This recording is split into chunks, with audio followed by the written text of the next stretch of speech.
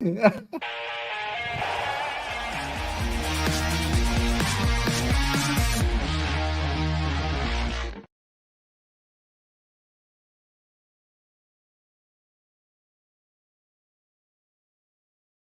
let that breathe. You know what it is. This is the first time in Ultimate Cleveland Browns show that we have Earl the Pearl in the building. Earl the Pearl, what's going on? What's going on, good people? Man, it's good to be here. You know, Hey, listen, there's no way in the world you could be doing the Ultimate Cleveland Browns show. Now make a guest appearance, man. Like, you be killing it. You, Quincy and Tyvis, all be killing it, man. I had to pull up on my boy, man. Hey, listen, I'll tell you what though, man. Congratulations, man. Congratulations are in store. Because you really you've been doing your thing. I've been seeing you all around everywhere. You got 12, 13, 14, 15,000 views on your joint. So how does the success feel? Do you have groupies now? Do you have people that's on the team? Are you getting text messages now? What's happening with your new lifestyle? First and foremost, thank you. I think the biggest change, and since the recent success, is that when I go to a fast food restaurant, I get the extra sauce without paying the 50 cents, and I'm able to get extra napkins on the dollar, man. So, the more views on the Ultimate 216 podcast, man, has really awarded me more barbecue sauce for the nuggets and more napkins for the cleanup. I couldn't be more thankful for the good people that has recognized what's going on. But in all seriousness, though, man, like you already know, like I struggle podcasts and I struggle with all of that. But yet I'm not a quitter and I'm not afraid. So I just keep putting in the reps and just asking God to let me put my best foot forward and just put out quality content that I hope people enjoy. Hey, listen, it's going to be real comfortable in here. If you're not aware, me and Earl the Pearl, we do the barbershop every single Saturday. Well, it's every other Saturday now. If you want to check us out until the summer's over, then we back full gig. Football season come on.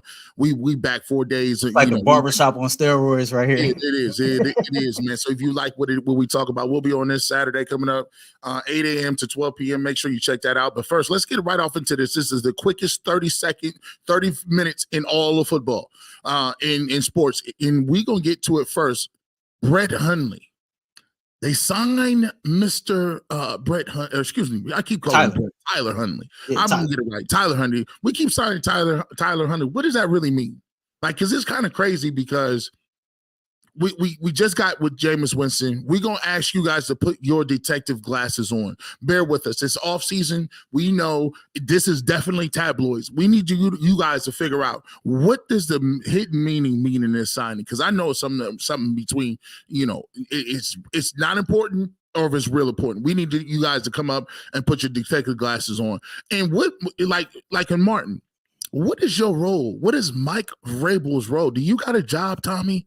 Tommy, do you have a job? I'm going to ask Earl the Pearl what exactly, besides the consultant stuff, is his real job. And we'll get to that. And Earl, we got another Watson hater. We found another one. He was on today on the same airwaves that we call home on the radio side, 92.3 The Fan. Some guy just, oh my goodness, we're going to keep pointing you guys out. Haters everywhere. And I think that's why it's okay for us to talk about it, because that's not speaking out of pocket when you work there. Yeah, I could get that off. I could talk about stuff that go on 92.3. And we was gonna pirate it too. Earl told me chill, big homie, chill. I was gonna take it right off the podcast. Whoop! And here's the audio. But we're not gonna do that. We'll get into it. But first, let's get right off into the situation. There's a clip earlier of what Tyler Huntley means, and I'm gonna let Earl decode this. Let's take a look at this really quick. All right, let's jump into this, guys. When you, Tyvis, we'll start with you. When you saw the news that the Browns signed Tyler Huntley, what was your reaction? Dang, P.J. Walker done. Oh, God. He was already done. The legend is gone, man. It was like when Mufasa died on Lion King, man. A tear about rolled down my face. A winning quarterback. When I seen the Browns get Tyler Huntley, I said they needed another quarterback for camp. I mean, that's pretty much what that is. Tyler Huntley is a camp arm. Earl, talk to me. Like, listen, I wanted to get the real deal from. It was the Mufasa reference for me. The Mufasa dog, like that's crazy. I had to drink some water on that. Now get your glasses on, the detective hat.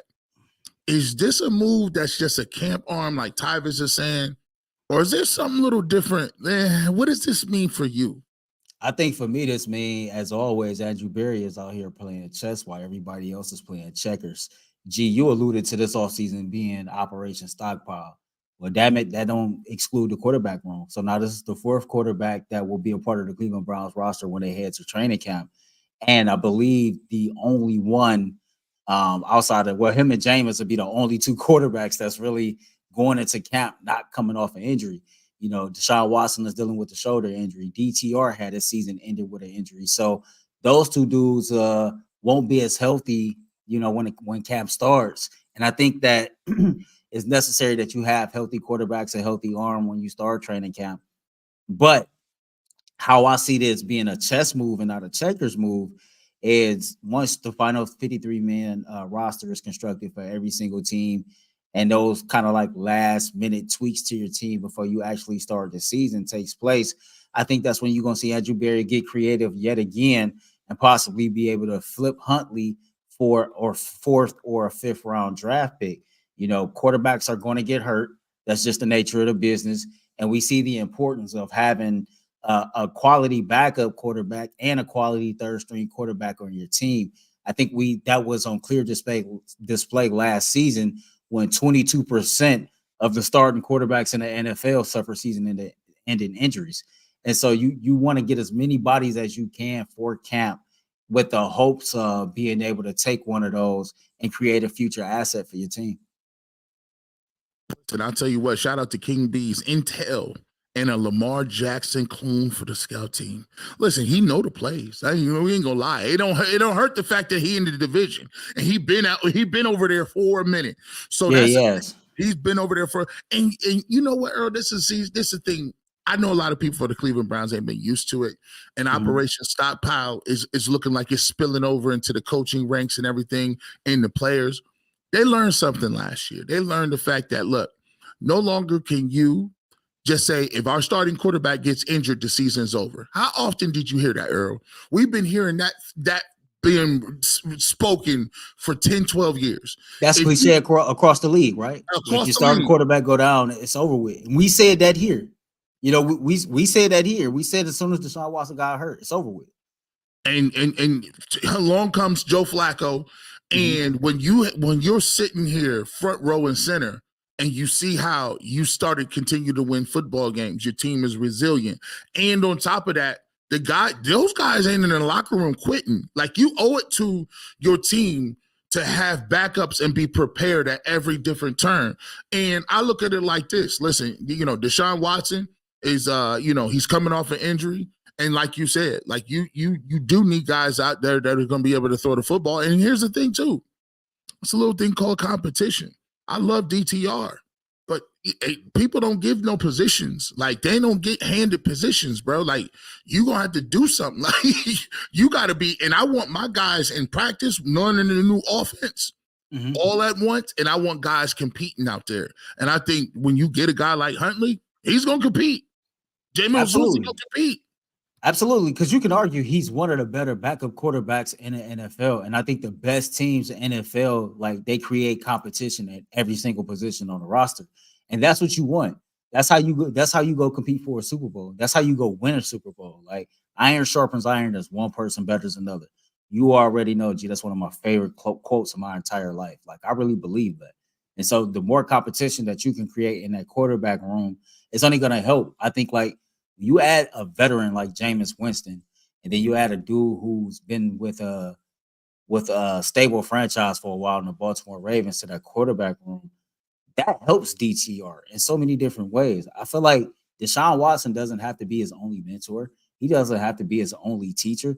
You bring other guys in here that's had other experiences and things like that can help, like, bring this kid along, and then it's a win-win for everybody. And like I said, if you ultimately end up flipping Huntley, you know, before the regular season starts for a fourth or a fifth round pick, then that's another feather in the cap of Andrew Berry. Now, let me ask you this question. Go ahead. Let me ask you this question.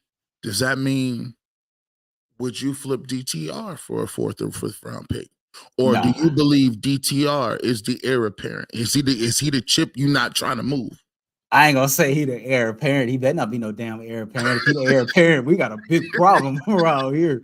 But I think that DTR is the long-term backup option to Deshaun Watson.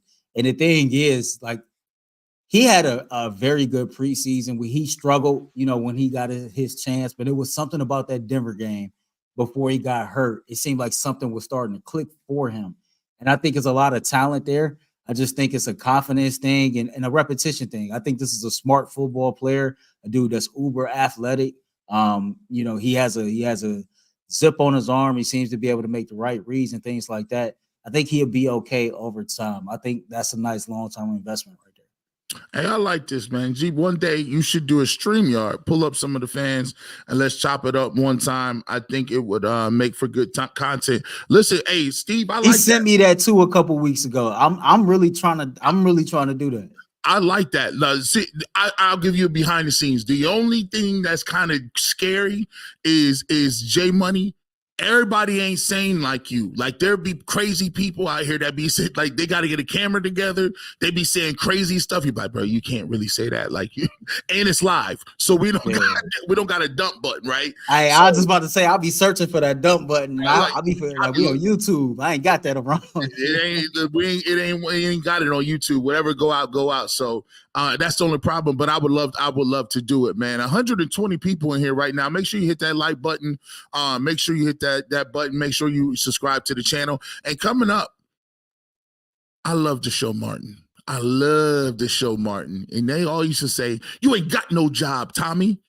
I don't know if Mike Vrabel got a job. What is his role? Can we talk about that? Can we discuss what actually are you going to be doing? Are you fooling us?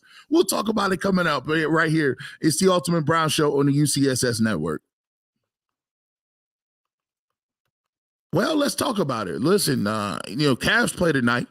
And if you need to know what's going on with the Cavs, the place to do it is right here. Ultimate Cavaliers, your boy Mikey McNuggets, Jason Lloyd. They break down all things Cavaliers. Donovan Mitchell out for a little bit of time. Darius Garland, step your game up. And we got about 15 games left. So if you want to know everything and can be locked in on what's going on with the Cavs, Ultimate Cavaliers is the place to be. Make sure you subscribe to the UCSS network, and you'll know whenever they come out, Tuesdays at 5 p.m., Ultimate Cavaliers. We back at it. We got your boy Earl the Pearl in the building. Hey, shout out to the Ultimate 216. Make sure you got that locked in. Earl, listen, really quickly, a little promo. Ultimate 216, man. So far, what's been the coolest thing about doing the Ultimate 216? The trials and the errors, right? Podcasting is hard. I make that very clear. And what's so crazy is it threw me for a loop. Like, the first time I hosted on radio, I was not nervous. The first time I was on a panel, I was not nervous, man. The first time I did that first podcast, I was nervous as hell. I couldn't calm myself down. I was overthinking it. It's so hard for me to sit here and kind of try to create the content that I want to create on my own, especially knowing that it's brand new. That what I'm trying to bring to the city, in my opinion, I don't think anybody has tried to do before. And so to be doing it on a network that's a sports network, it can be hit or miss, right? But I believe in myself, I believe in the product, and I believe in the content. And I think that the most exciting part has been watching it just organically grow and develop into what it is. The last 2 episodes, I've noticed I felt more comfortable doing them. I've had some pretty dope guests on the last couple of episodes as well. And so just the repetition, Lil Wayne did a video some years ago, and I always go back to it. Repetition is the father of learning. And so as long as I just keep putting in the work, man, and just keep making the attempt to get better, it'll all work itself out. This week's episode will be a pre-recorded episode. I won't be going live, but my homeboy, former NFL wide receiver Cecil Shorts, is going to join me, and we're going to have a real life conversation about, Cecil falls into that group of players that he didn't leave the NFL on his own terms. You know, it was a career-ending injury, and he talks about the mental aspect of having to bounce back from that, or even before he got to that point, like we was like Collinwood High School. Right down the street was the Glenville Tarblooders, who dominated. Everybody was going to play Division I while he was going to play D3, and just the mental hurdles and everything that came with that. So the next episode should be great. You know, you've taught me a lot in this game. As I've been in this game, you've been an authentic big brother to me, and just kind of like showing me the ropes. So definitely appreciate you, man, for all the help. Hey, listen, man. Make sure you go check out the Ultimate 216 and listen, man. You grown every single time I see you doing big numbers. I use it as motivation. I'm like, dang, Earl over here, they got him a new microphone and he doing 12,000 views. Look at this, this crazy. I don't know how I feel about this, but it's all love. It's all love over there, for sure. Shout out to the Ultimate 216. Now let's get into this. Mike Vrabel, he's on the staff, or is he not on the staff? It's kind of crazy. The news broke, and I'm trying to figure out what job he gonna have. Let's go take a look at this clip real quick. Again, Operation Stockpile. Again, thank you, Cleveland Browns, for listening to your boy G. Bush. You stockpile quarterbacks. Now you stockpiling coaches. I like the mindset, right? You look how many people they've brought in here that has a very strong mindset, right? You got Vrabel. You already got Jim Schwartz, right? Then you get Tommy Rees, who used to be a offensive coordinator. You go get Dorsey, right? So now you got all these mixes in thought processes.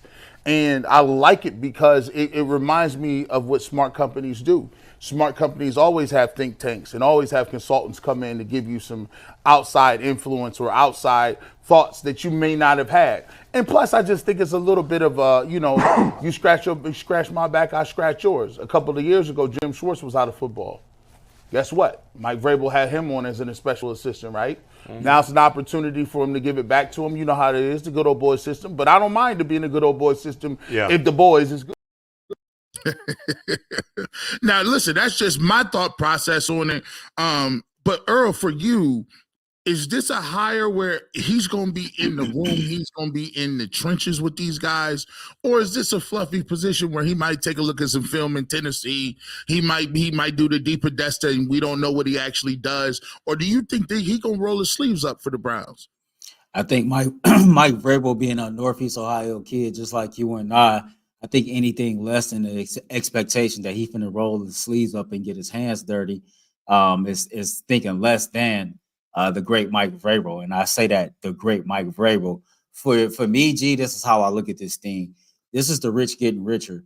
When you talk about Operation Stockpile, I know when you talked about this, you had the vision of the Browns stockpiling the roster. The Browns are stockpiling the coaching staff. The Browns are stockpiling the front office as well.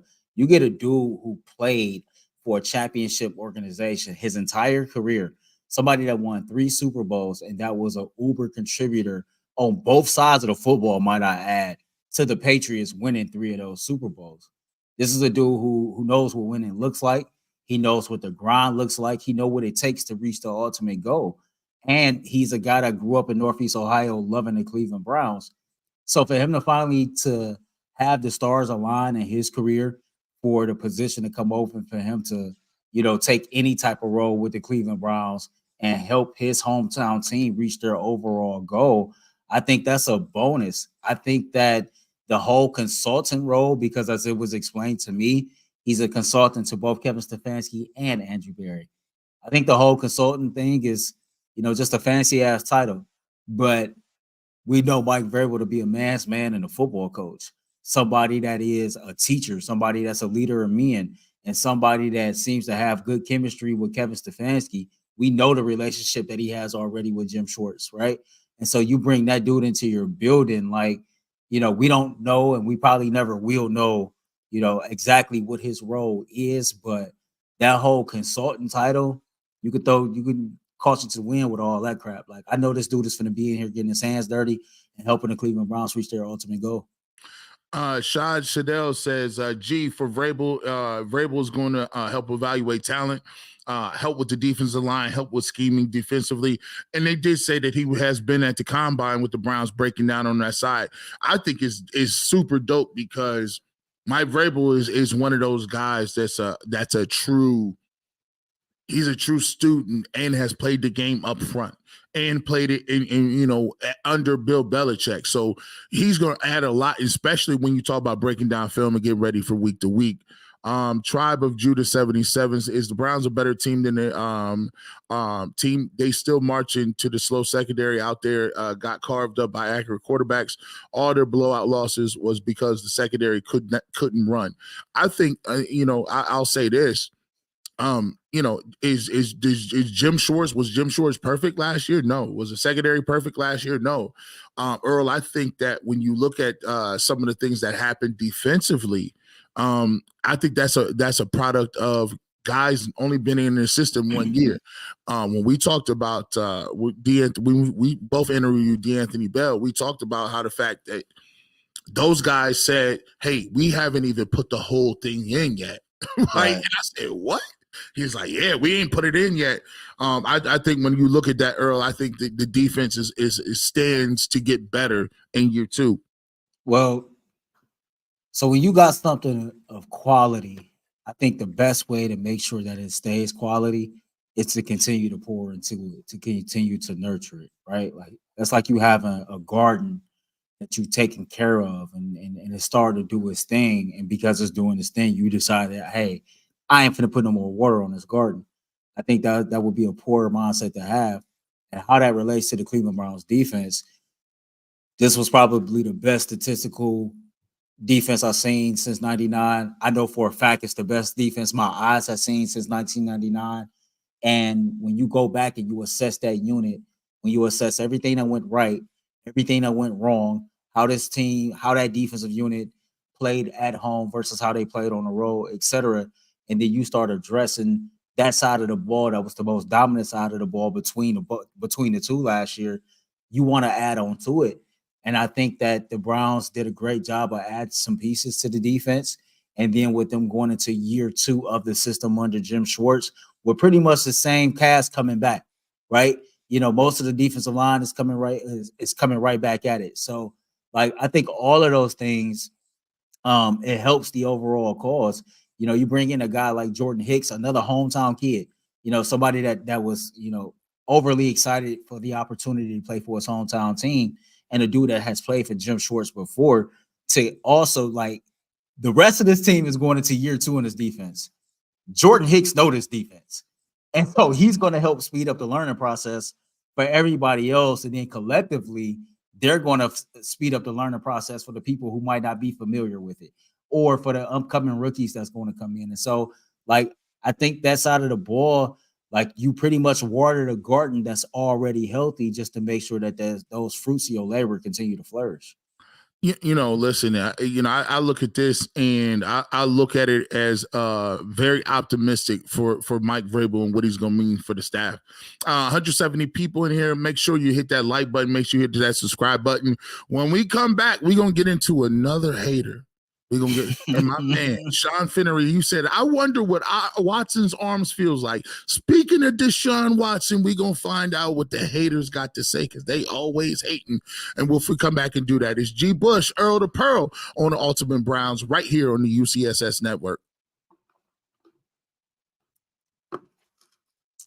We talked about it. We got Earl to Pearl in the building. We talked about some of his ups, some of his downs, how he feels about the show. But one thing is for sure, two things for certain, is the Ultimate 216 is always improving. It's hot, 12,000 views popping off. Earl to Pearl Thursdays at 5 p.m. Make sure you check out the interview coming up with Cecil Shorts.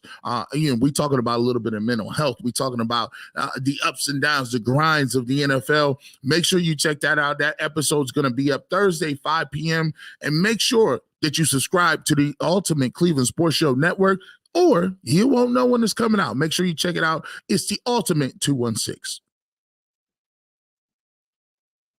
We back at it one more time, and we getting into this thing. And let me go ahead and just throw this out here. Earl, this is getting disgusting. It's getting nasty. The work is nasty out here. They starting to put people on that is only coming on to take shots at Deshaun Watson. Is nasty work. It's ugly work. Let's get into it.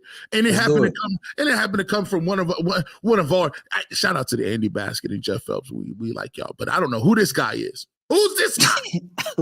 Who is Robert Mays? Who is Robert? We trying to figure out who Robert I gotta ask Mays Jason. is. I gotta ask Jason if he know him. I know who Willie Mays is. I don't know who Robert Mays is. And this comes straight down. Make sure you go out there and check out that article. Robert Mays from, I don't know if he's, I don't know, wherever he came. Willie Mays Hayes says, I think it's going to be a really difficult for the Browns to get anything close to above average quarterback play from Deshaun Watson. Oh my gosh, bro. This is crazy. Earl, where does this work come from? He said it's anything above average play. Not like superstar, not good, not serviceable. He said it's going to be difficult to get anything to above average play from Deshaun Watson. What are your thoughts? All right, so I really try not to beat people up for their opinion. I think that everybody is entitled to look at things the way that they want to. But then I start asking myself, okay, well, why do people view things the way that they do? What makes them lean on this side versus that side, etc.? For me personally, I think a lot of how I approach things, I'm an internal optimist by default, right? That's just that's naturally how I'm built. But then I'm also a believer. And so I tend to lean on the side of faith, right? Faith and hope is really all we got. That's something your grandmother and my grandmother told me our whole life, right? I got faith that Deshaun Watson is still that dude that can go out there and be one of the best quarterbacks in the NFL. I find it hard to believe that somebody that's 26, 27 years old that has still shown to have all the physical tools of being a damn good quarterback won't be able to do so.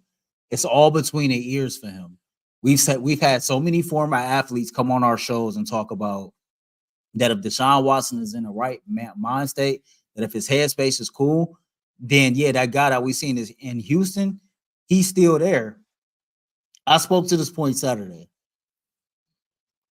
Deshaun Watson would be the first person to tell you, I can play better. That what the Cleveland Browns have seen from me, I know I'm capable of much better than what I put on display.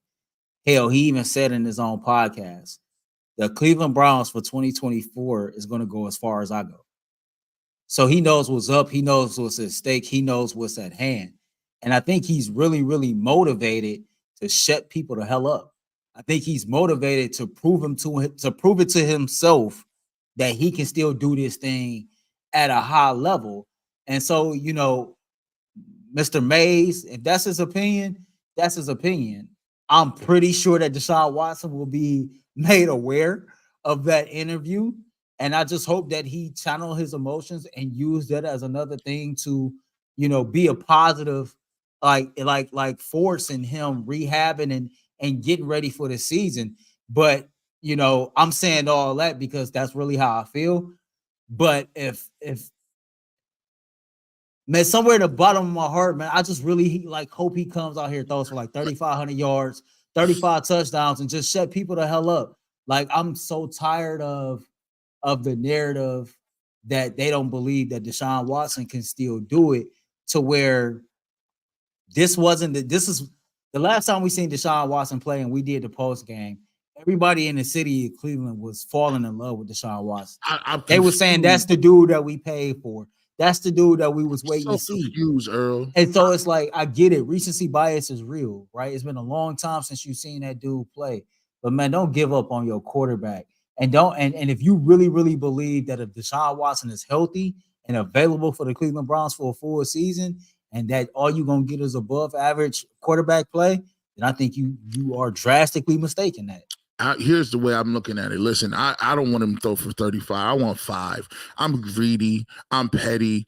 I really, and listen, I really want to go on internet and be like, yeah, boo boo, yeah, 5,000, I told you, 76 touchdowns. Listen, I'm gonna be obnoxious when it happens. Cause look, I'm tired of it. Like, I'm sick of it. And if I'm sick of it, I know he got to be sick of it. But I just want him to know this, like, and people to know this. Look, bro, it's time out. I want Myles Garrett to win every defensive player of the year. I don't care nothing about TJ Watt. I want Deshaun Watson to ball out. I don't care nothing about. I want Chubb to win the rushing title. Listen, man, there are people that are in the media, and I just want people to know there are people in the Cleveland media that actually like their team. There's people in the Cleveland media out here that are actually fans of their team. So, you know, you can call me a fan if you want to. At the end of the day, I root for the Browns. I don't root for nobody else. If you lead the Browns, I wish you the best of luck, but I root for the Cleveland Browns at the end of the day. And it's not a bad thing to say, I'm a Browns fan and I want my people to I want my Browns people to do good. Ain't no harm in saying that. And a lot of people need to come to that recollection and just be like, yo, come to the Kool-Aid. Come on over to the Kool-Aid, Earl. Yeah, and I get it, man. I just want to see it on a more consistent basis. For me personally, that's what it is, you know, and I believe it's there. Like what I've seen from Deshaun Watson this offseason, he's done a lot of interviews. I think, you know, he's doing well on his podcast. The man's body language to me is one of somebody that is healing. I think that as more time is, you know, the more we get removed from the situation that he went through 3 years ago, I think that you see him becoming more just evolved as a person, just more refreshed as a person, more comfortable with who he is as a person. What he went through was a lot to bounce back from.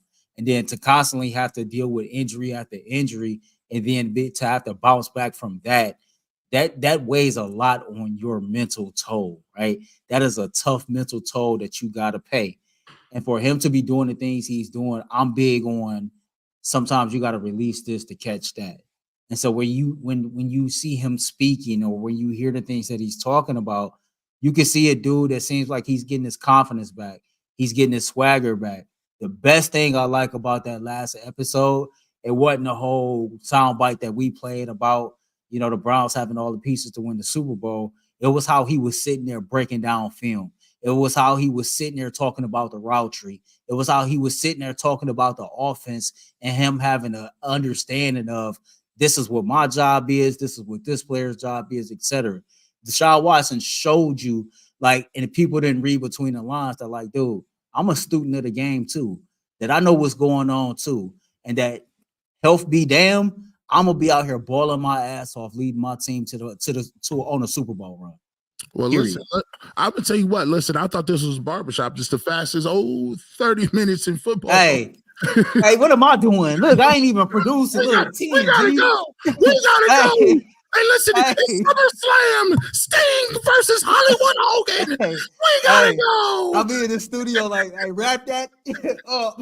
Peace. Right. We'll talk to you later, man. Versus 30 minutes in football. You know what it is. Ultimate Cleveland Browns show.